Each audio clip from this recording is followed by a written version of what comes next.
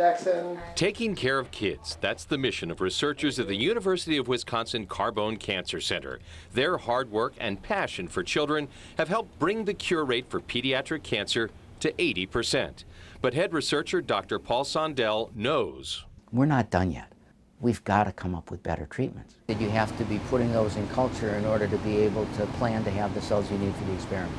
What many don't realize is, for years, Wisconsin has been a pioneer in cancer research. The first successful bone marrow transplants ever done in the world were done simultaneously in Madison, Wisconsin and in Minneapolis, Minnesota.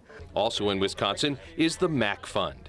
Over its 40-year history, it's donated more than $57 million to fight childhood cancer. And the MACC Fund has always started there. Let's focus on the research, let's help the treatments get better, and in the process of doing that, provide additional resources to the centers that are providing the care so that it's a comprehensive way of providing all the support the families need. All of this support provides researchers with the tools they need to save children.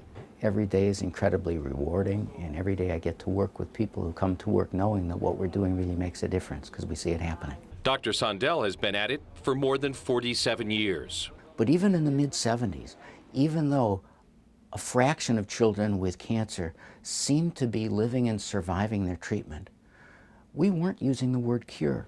As researchers work feverishly to find cures, they are discovering treatments that heal children faster using fewer chemicals. Those treatments often begin with aha moments. That's happened to me a number of times in my life, and they're electrifying. One of those moments came in the late 80s with a discovery made by fellow collaborator Dr. Jackie Hank.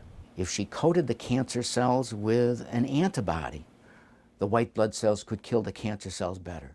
After 20 more years of testing, the results were a clinical success. As soon as we learned about this result, we told the rest of the world, and it now has become pretty much the standard of care. A standard of care being used on patients including Jackson, who's being treated by Dr. Ken DeSantis at American Family Children's Hospital in Madison. Any pain this time? No. So that's all pretty much gone. That's fantastic. Getting a treatment to become the standard of care takes years of clinical trials, and it isn't always easy to convince parents it's the right thing for their child. And we need to help the parent understand why treatment has to be started quickly, but also why participating in a research trial is not putting their child at any risk at all.